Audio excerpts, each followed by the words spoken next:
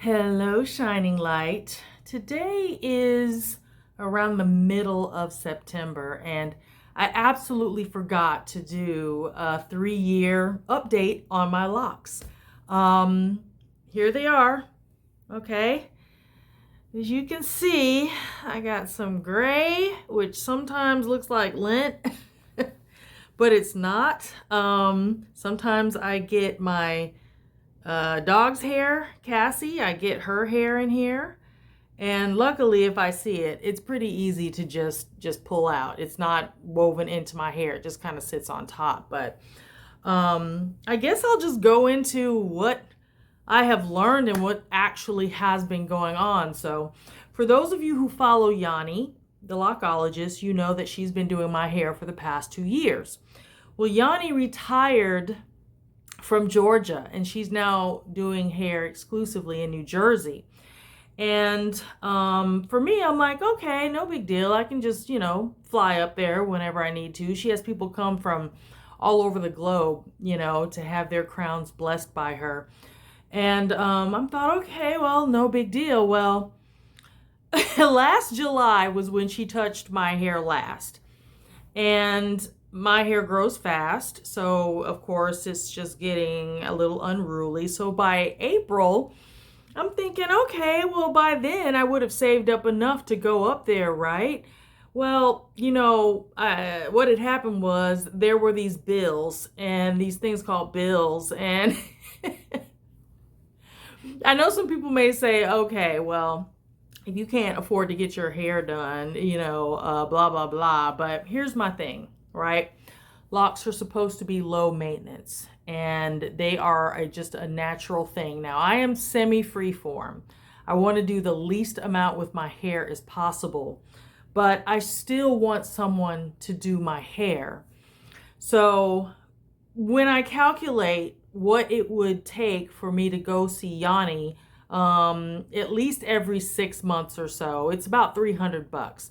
Now, I know that doesn't seem like, it may not seem like a lot if to save up in 6 months' time, but as you know, there are these things called bills, stuff that just happens. I'm a traveler, and sometimes I want to travel for reasons different from getting my hair done. So anyway, long story short, so I started doing some research on how to do my hair, so in case I couldn't get to see Yanni, which would probably be maybe even once a year at this point, how to do my own hair. So I went on Amazon and I got these little handy dandy tools, right? They were really cheap. I think maybe $3 or $5, somewhere in between there. It wasn't a lot. And there are all these little tools to help you with different curves on them.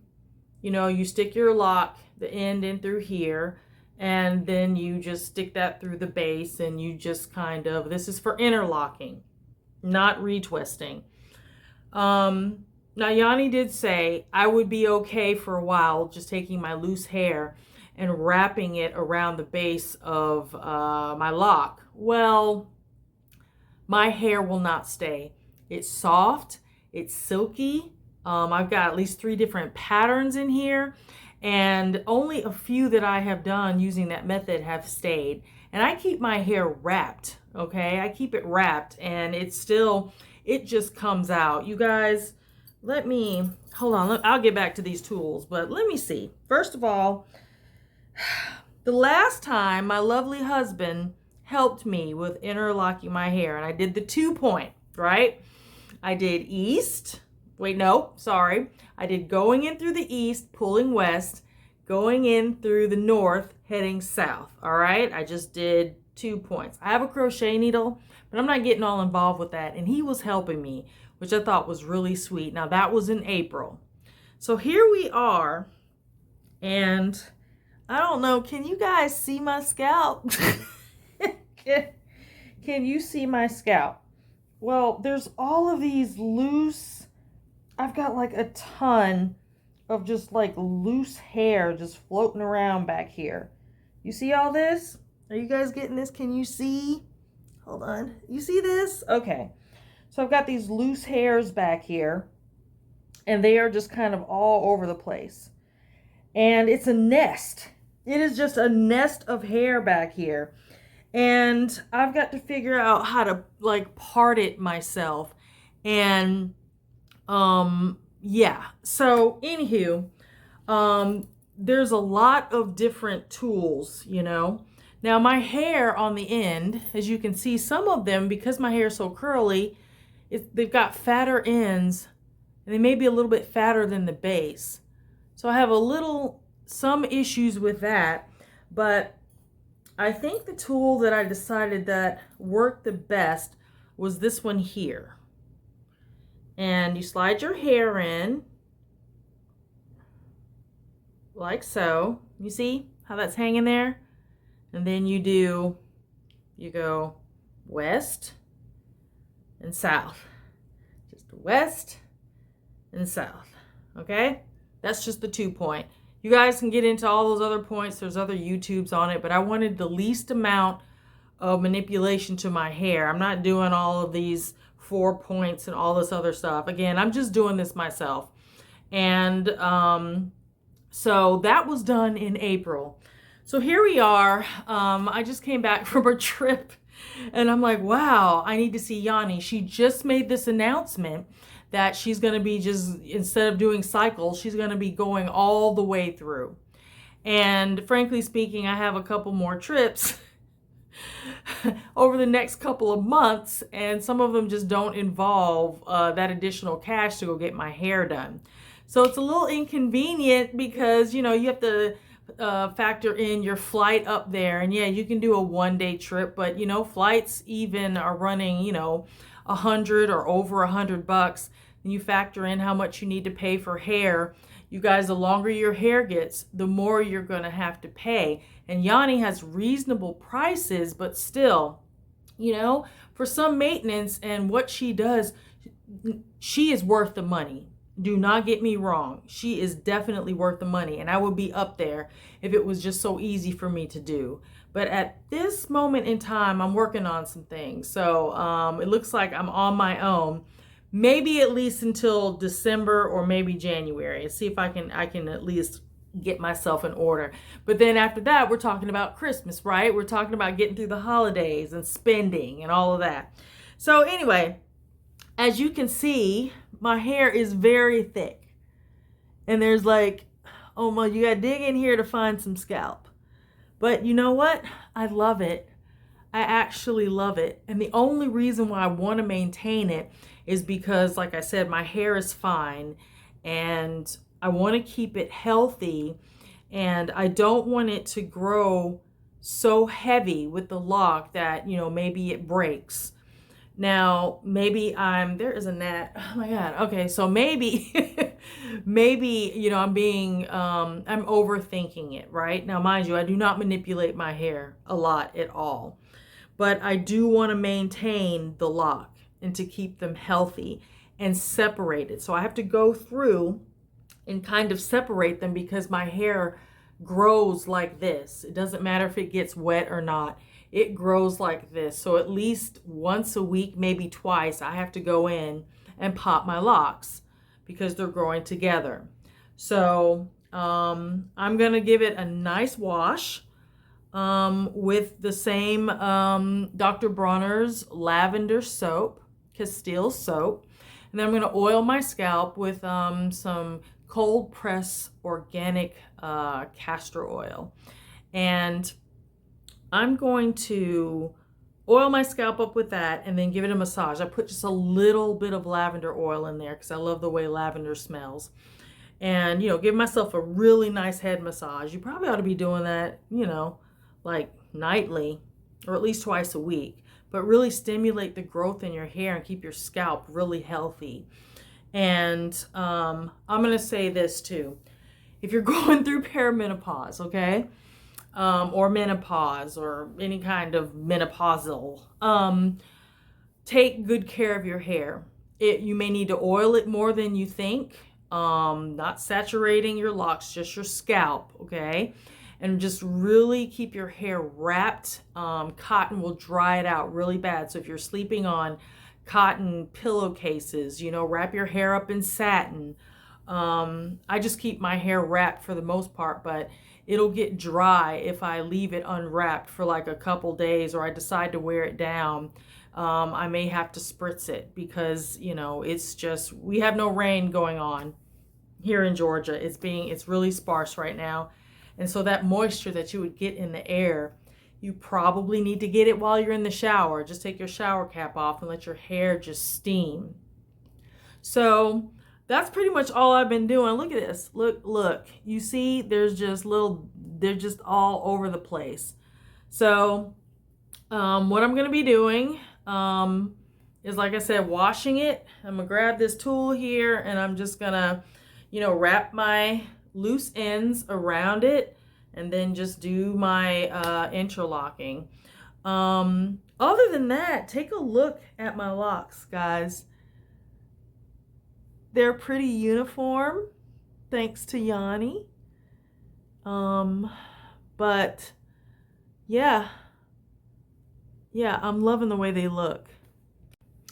Another thing is some of these locks are trying to they're locking naturally at the base. And I still have a lot of new growth, but I can just tell like some of them, but they're locking a little bit flat. So, and it could be because I do keep my hair wrapped. So, you know, if I want the lock to be more cylindrical, you know, like this, and just take your hands and, you know, you can just do a little rolling like this, but I don't even really do that. Like I said, I want the least amount of work for my hair as possible. Okay, so for you newbies that are starting out, people are, oh gosh, they're so short. If you look at my earlier videos, my hair was a little bit past, I guess a little bit past my shoulder line when I got it done. And then it shriveled all the way up to here. So you lose length, okay? Just know you lose length. It doesn't matter how long your hair is, you're gonna lose some. But it's only an illusion because the hair is gonna start shedding and locking. And then let me tell you guys, that second year, it's true what they say. In that second and third year, my growth exploded. It was shocking. It's like next thing you know, I had to buy longer bonnets to sleep in. I have to pineapple now, or throw my locks back behind the pillow. I mean, my hair grows fast too. Everybody's going to be different. But the second year, that's what I was told, that you're going to start seeing lock. That seems to be what they say on the internet, that you're going to start seeing more growth. But for me, it has definitely been true. So in a short amount of time, my hair has come a long way. And it is already in the middle of my shoulder blades. And it's rapidly making its way towards the middle of my back. So, I mean, it may be in the middle of my back by this time next year. So just take care of your hair and be patient. Okay, don't call your hair ugly or that you're in an ugly phase and all this other kind of stuff. Be okay with the imperfections of your hair and just love the journey. Every time, every year, I've got a new journey.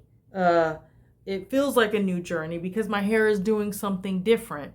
My hair is super curly, and you know, I've got like these what Yanni called lumpies, but you know, like I said, my ends are kind of fat, and then this is from like the interlocking, and so it's all uniform except for on the ends.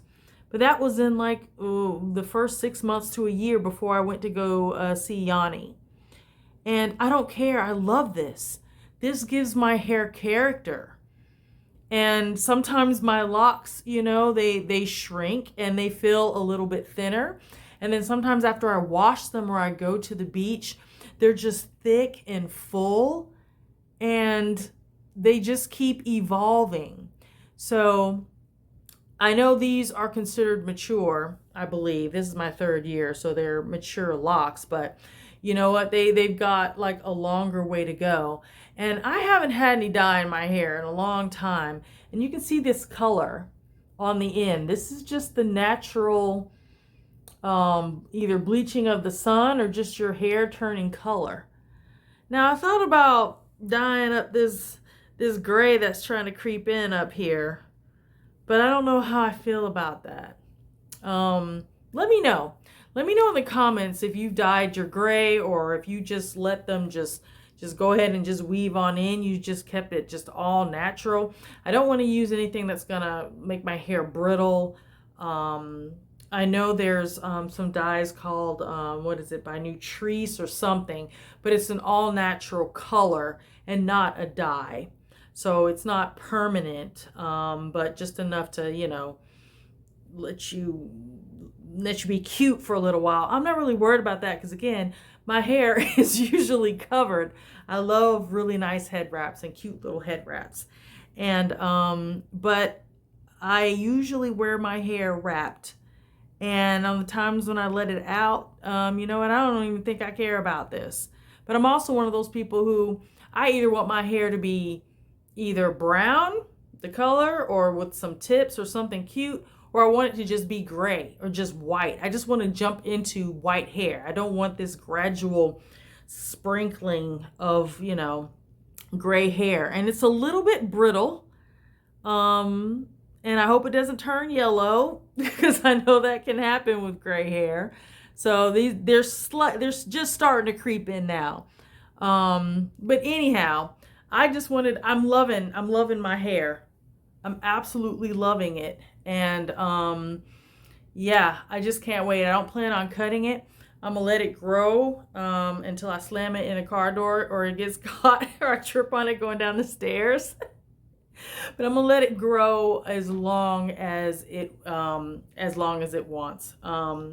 So leave me a comment. Let me know where you are at your stage in your journey, if you've made it to 3 years yet or beyond, and just leave one tip or one little thing that you have learned, like a year in your journey. It could be your first year, it could be your 5th year. What are your eye-opening kind of this happened in this X year, I'd be interested to learn what you've been going on. And shout out to my Loc brothers and sisters.